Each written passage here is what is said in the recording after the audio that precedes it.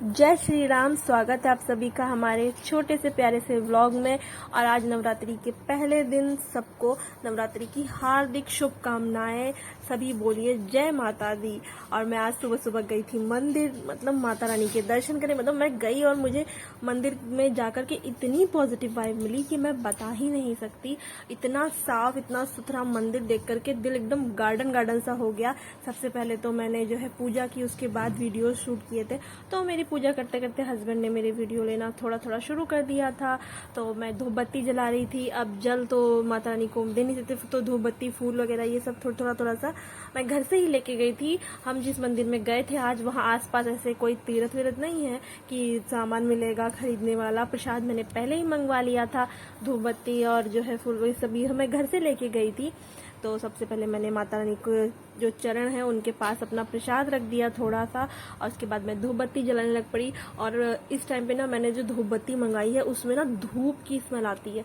मतलब ना चंदन, ना मोगरा, ना ये कोई वो सब नहीं, इतनी सुंदर धूप की स्मेल आती है। नहीं सकता है घर में धूप जलाई हो किसी ने, इतना अच्छा लगता है कि मैं क्या ही बताऊं। उसके बाद मैंने जो है धूप बत्ती जब जलाई, उसके बाद मान्या के हाथों से, मान्या बैठी हुई थी, आप सभी जानते हैं मान्या चल नहीं पाती है, तो मैं उसको मंदिर लेके गई। फिर मैंने मान्या को बोला चलो बेटा हम दोनों धूप बत्ती दिखाते हैं। फिर हमने धूप बत्ती दिखाई, उसके बाद माता जी को प्रसाद चढ़ाया। उनका जो शेर था, मतलब मुझे ना ऐसे शेर अच्छे लगते हैं, पता नहीं मुझे, मेरा ये पर्सनल थिंकिंग है कि जो शेर होता है ना उसका जैसे मुंह ना बंद होना चाहिए। मुझे ऐसा लगता है कि शेर का मुंह खुला होने की वजह से ना माता रानी हमेशा गुस्से में रहती होंगी, ऐसा फील आती है मुझे, पता नहीं क्यों आती है, बस आती है तो आती है। उसके बाद मैंने हस्बैंड को बोला कि चलिए आप भी प्रसाद चढ़ाइए और माता जी का आशीर्वाद लीजिए। उन्होंने भी प्रसाद वगैरह चढ़ाया। माता जी के पैर ढूंढ रहे थे, उनको मिल नहीं रहे। मैंने कहा पैर मैं बताती हूँ कहाँ, थोड़े से ऊपर है क्योंकि वो शेर के ऊपर बैठी हुई है। तो वो कहते हैं हाँ, तो मैंने कहा रुको मैं पैर ढूंढती हूँ। तो फिर मैंने पैर ढूंढे और माता जी को उनके पैरों को मतलब छुआ, आशीर्वाद लिया। और बात चली थी शेर की, तो मतलब शेर मुझे ना मुंह बंद वाला अच्छा लगता है।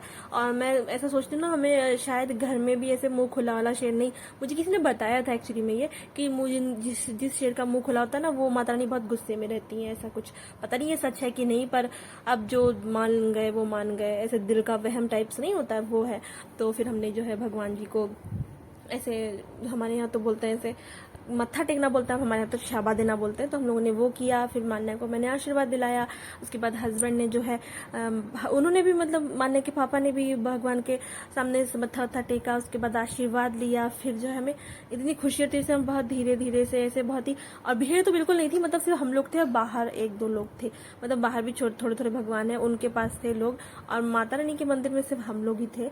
कोई हम लोग के पहले ही जो पुजारी है उन्होंने पूजा की थी थोड़ी सी, और फिर हम लोगों ने की, हम लोगों ने अपना धूप वगैरह जलाया। फिर हमने पैसे चढ़ाए मान्या के हाथों से छुआ करके, और यहाँ पे ना मच्छर भी लग रहे थे। और फिर हमने अपना प्रसाद उठाया माता जी के, फिर चरण छुए, उनको कहा मेरी विश पूरी कर देना जो भी मैंने मांगी है। फिर हस्बैंड ने पैर छुए, मान्या ने उनके साथ भी ऐसे किया जो किया। और कौन कौन मंदिर गया था ये मुझे बताओ, मतलब मंदिर कौन गया था कौन नहीं गया था। हमारे यहाँ तो घर में पूजा नहीं हुई, ससुराल में यहाँ नहीं होती है, पर मुझे अपने मायके की बहुत याद आ रही थी। मतलब वहाँ पे ना पापा हवन करते हैं, अग्यारी वगैरह ये सब, तो मैं बहुत मिस कर रही थी। सुबह मेरा मूड बहुत ऑफ था इसी वजह से। तो फिर मैंने अपनी एक फ्रेंड को बताया, तो फिर उसने कहा कि चलो छोड़ो, जो है उसी में खुश रहो। मैंने कहा हाँ यार मैं मंदिर ही हो आई, पर मुझे अपनी मायके की सच में बहुत ही ज़्यादा याद आ रही थी। उसके बाद मैंने शिव जी को जल चढ़ाया। मतलब महादेव को तो जल चढ़ाने के बाद ना मुझे बहुत खुशी मिलती है।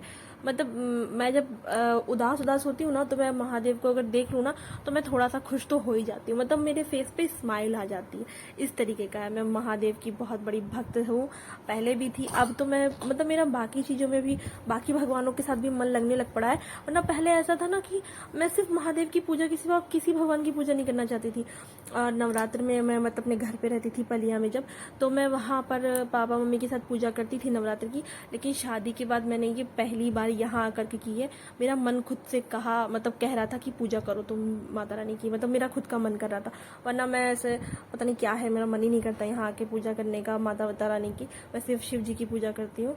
उसके बाद हमारी पूजा सारी कंप्लीट हो गई। फिर मैंने कहा लाइए मैं थोड़ा सा मंदिर का शूट ले लेती हूँ। तो ये हमारे बालाजी, फिर ये हमारी काली माता, उसके बाद है राधा कृष्ण, इनके पास बांसुरी नहीं थी, पता नहीं कौन ले गया। और फिर ये हमारे महादेव, जिनका मैंने आशीर्वाद लिया, मैंने सबका आशीर्वाद लिया, सबके पैर छुए। और मानने को हमने ऐसे सीढ़ी पर बिठा दिया था।